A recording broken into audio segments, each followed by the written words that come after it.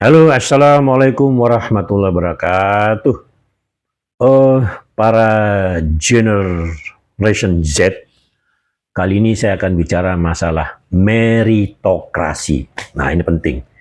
Meritokrasi adalah salah satu jenis upaya kita bagaimana mencari pekerjaan itu ada urutannya. Ibarat abjad itu ada huruf A sampai dengan Z. Oke, sekarang saya bicara in general condition. Ya, bahwa let's say umumnya generation Z ini lulusan SLA ya, atau tidak mungkin D1 atau D3. Nah, untuk mencari pekerjaan di Indonesia itu, meski Anda itu D3 maupun S1, terkadang digeneralisir untuk mendapatkan posisi apapun Anda, apabila Anda itu sebagai pemula, Anda bahkan dibayar tidak sesuai dengan UMR, ya, upah minimum regional, atau bahasa Inggrisnya adalah minimum wages, ya, seperti itu. Nah, di Indonesia ini memang untuk kita meningkatkan posisi kita dari katakanlah pertama kita masuk kerja itu lulusan SLA itu sebagai tenaga buruh lepas lah ya, general helper, atau mungkin semacam ya tenaga tenaga apa itu, kalau orang Inggris mengatakan itu Mister go for this, go for that, itu seperti itu ya. Artinya tuh posisinya tuh tidak menguntungkan karena Anda terkadang ingin melanjutkan kuliah lagi, itu banyak faktor ya, bisa dikarenakan mungkin orang tua belum mampu untuk menyekolahkan Anda yang lebih tinggi, ataupun mungkin Anda ingin segera membantu atau meringankan tugas orang tua yang selama ini membina Anda.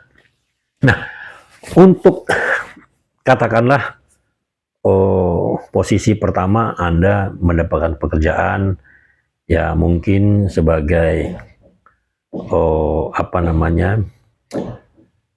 sales promotion boy, ya, apa itu namanya, SPB kalau laki-laki. Kalau perempuan adalah sales promotion girl. Itu tidak jelek-jelek amat ya, sepanjang kita bekerja itu ada 3 hal yang kita perhatikan ya. Nomor 1 itu adalah bagaimana pekerjaan yang kita dapatkan ini secara pengetahuan akan dapat dari situ. Misalnya Anda bisa mendapatkan ilmu marketing, ilmu sales, sehingga dikatakan sebagai intellectual growing ya. Artinya peningkatan pengetahuan Anda di situ. Ya, Anda bisa belajar tentang marketing, bisa belajar tentang bagaimana cara melobi orang dan sebagainya. Itu nomor 1. Nomor 2, otomatis umumnya adalah financially good. Ya, umumnya kita mencari gaji yang besar. Namun apa daya, umumnya di Indonesia bahwa kita bekerja itu berdasarkan gaji pokoknya itu UMR. Apabila ini perusahaan besar ya, UMR. Dan apabila perusahaan itu menerapkan yang sebenar-benarnya, itu ada tambahan sebenarnya, BPJS Ketenagakerjaan dan BPJS Kesehatan. Jadi gaji Anda adalah UMR plus ya, plus yang tadi itu. Ada perusahaan yang besar lainnya bisa ditambah, nanti ada overtime, ada uang operasional, uang training dan sebagainya. Namun saya katakan itu saja tadi. Nah, untuk bisa mendapatkan meritokrasi atau peningkatan berjenjang dari Anda SPG maupun SPB, itu bisa menjadi semacam seniornya lah ya, senior SPB, dan nanti bisa ditingkatkan lagi menjadi pengawas atau supervisor. Nah, itu namanya meritokrasi, sehingga pekerjaan yang Anda dapatkan itu adalah berjenjang. Nah, untuk menjadi supervisor kan itu memerlukan waktu beberapa tahun ya, apabila perusahaannya itu fair enough untuk menerapkan hal seperti itu, bagus, nggak ada masalah. Tapi ada juga perusahaan yang terlalu banyak bermain political office. Political office itu hanya orang-orangnya saja yang diperhatikan, sedangkan kita mungkin orang yang murni masuk tidak diperhatikan. Itu umum dimanapun seperti itu. Karena saya juga pernah bekerja di beberapa perusahaan asing itu seperti itu. Jangan dikira bahwa perusahaan asing itu tidak menerapkan standar ganda terhadap orang lokal. Ada seperti itu. Ya, sehingga binalah meritokrasi itu sebaik mungkin ya, sebagaimana yang penerapan pertama tadi ya, intellectual growing, peningkatan pengetahuan kita, sehingga nanti kita mendapatkan kompetensi, syukur-syukur semuanya itu nanti ada di training, Anda ditrainingkan, itu bagus. Itu bagus sekali ya, ditrainingkan, mengikuti di beberapa lembaga training tertentu, itu bagus, sangat bagus sekali. Namun apabila tidak, Anda bisa berinisiatif, carilah ilmu-ilmu yang mungkin ada training online, kan banyak sekali di sini kan, di Indonesia sekarang sudah banyak. Ikuti itu, apapun untuk meningkatkan pengetahuan Anda, sehingga nanti Anda bisa mendapatkan yang meritokrasi itu berjenjang. Itu yang terpenting seperti itu. Dan yang paling terpenting lagi adalah Anda harus meningkatkan peningkatan kompetensi itu banyak hal ya. Apabila nanti Anda ini ingin berkarya ke luar negeri lah ya, Anda harus menguasai bahasa Inggris. Nah, bahasa Inggris ini ada 3 hal yang harus diperhatikan. Nomor 1, hanya untuk peningkatan komunikasi Anda untuk bekerja. Nomor 1. Nomor 2, untuk sekolah. Ya, Anda harus menguasai TOEFL maupun IELTS ya. Itu nomor 2, nomor 3. Nah,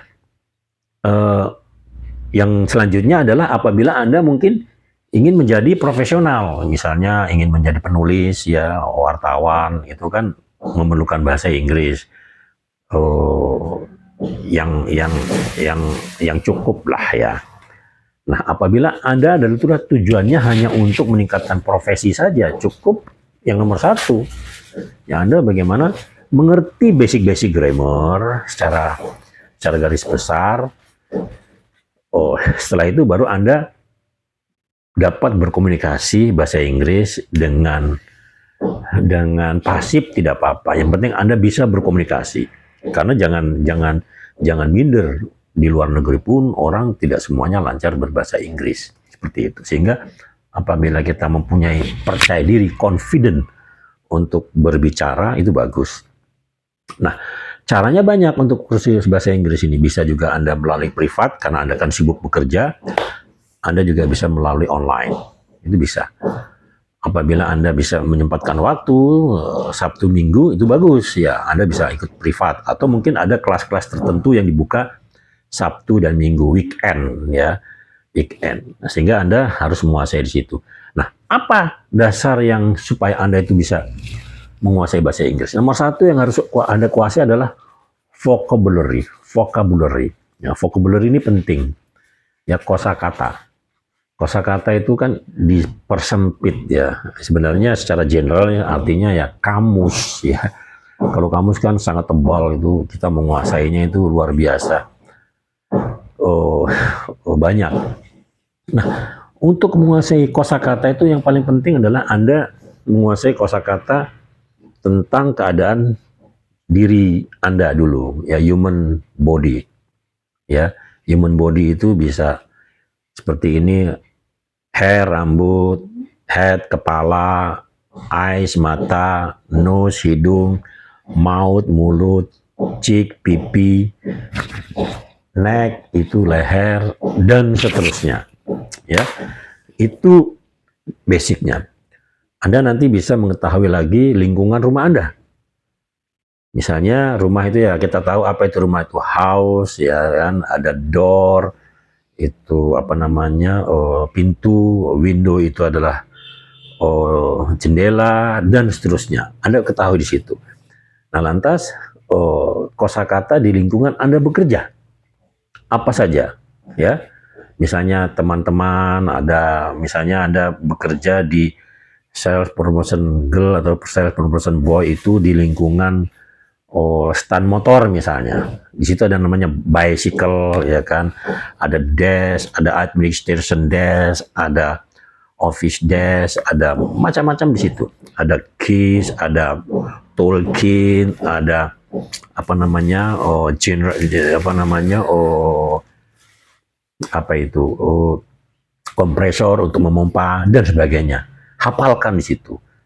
Nah, untuk Anda genset yang susah mendapatkan pekerjaan dengan gaji signifikan, Anda bisa bekerja ke luar negeri dengan cara yang sah.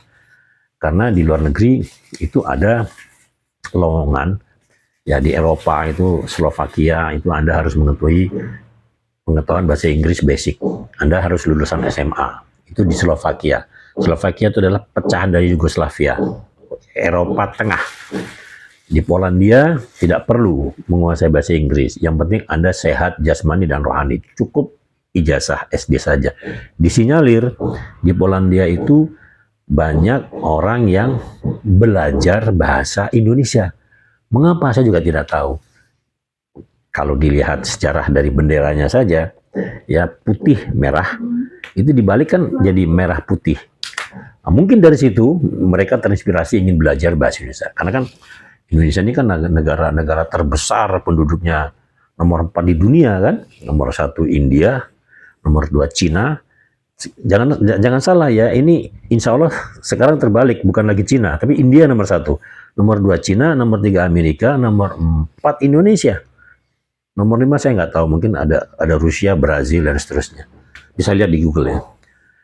Nah, kita ini negara terbesar nomor 4 di dunia, penduduknya terbesar di dunia. Ya, kita harus mempunyai kompetensi untuk berbicara bahasa asing. Dalam hal ini adalah bahasa Inggris. Karena bahasa Inggris adalah universal language. Nah, itu di situ. Nah, ini terutama untuk laki-laki. Di sana Anda dikontrak 3 tahun, opsi perpanjangan, tiap tahun Anda dapat cuti, dan gaji pokoknya rata-rata 20 juta. Plus, nanti di sana Anda dapat penginapan, dapat makan sekali, pagi dan malam itu Anda siapkan sendiri. Nah, gaji 20 juta rata-rata itu adalah gaji pokok. Nanti overtime beda lagi. Nah, di situ Anda bisa meningkatkan kompetensi Anda. Apabila Anda mempunyai pengertian, pengalaman selama bekerja di sana sebagai car manufacturing di mobil Peugeot, mobil Opel dan mobil BMW. Nah, di sana Anda bisa belajar nanti. Pandai-pandailah mencari pengetahuan selain apa yang ditugaskan pada kita. Nah, seandainya Anda nanti sudah mendapatkan TRC, Temporary Resident Card, untuk Uni Eropa, Anda bagus sekali karena Uni Eropa ini anggotanya adalah 27 negara. Dan 27 negara itu tidak semuanya berbahasa Inggris. Karena apabila mereka mengadakan meeting, rapat besar, ya, se-Eropa itu, menggunakan 23 bahasa loh. Ya, sehingga Anda apabila bisa menguasai salah satu bahasa Inggris sangat bagus, sangat berkesempatan Anda bisa berkomunikasi dengan orang lokal. Nah, di sana populasi orang asing itu banyak karena umumnya orang Eropa saya tidak mengerti, mereka itu rata-rata zero growth. Ya, pertumbuhan populasinya itu sangat minim sekali, hanya sedikit yang mereka itu mau mempunyai anak. Nah, di sana Anda bisa berkeliling, ya apabila nanti sudah 6 bulan ke atas dapat TRC, Anda bisa lobby-lobby, mungkin bisa dapat cari pekerjaan di sekitar Prancis, di sekitar Belanda, di sekitar Jerman dan seterusnya. Mungkin gajinya lebih bagus ya. Namun apabila Anda ingin bertahan di situ juga bagus, karena maksimum umur yang Anda boleh bekerja sana adalah 45 tahun, ya, dari 20 sampai 45 tahun. Sehingga Anda masuk kategori di sana, Generation Z. Dan Anda berpeluang bekerja di atas usia 60 tahun. Itu sebabnya Anda bisa bertahan di sana, tidak masalah. Apakah Anda menjadi permanen residen atau mau pindah warga negara, itu terserah Anda sebenarnya. Tidak ada masalah. Bahkan disinyalir yang saya dengar dari pengelola perusahaan ini adalah sudah banyak yang berumah tangga dengan orang lokal, dengan gadis-gadis lokal, sudah banyak juga, ya, seperti itu. Nah, mengapa saya sarankan keluar? Karena di sini Anda untuk minimum wages itu kan sangat ya itu terserah penilaiannya. Mungkin bila di kota-kota besar seperti Jabotabek, Anda kerja di Jakarta, mungkin nanti setelah berkeluarga Anda harus tinggal di pinggiran Jakarta, itu kan cukup merepotkan ya. Nah, di sana tujuannya mungkin Anda nanti bisa setelah bekerja, menabung selama beberapa tahun, pulang ke Indonesia, bisa saja berusaha sesuai dengan kemampuan Anda. Apakah membuka bengkel, ataukah apalah, tergantung passion Anda. Seperti itu, tidak ada masalah.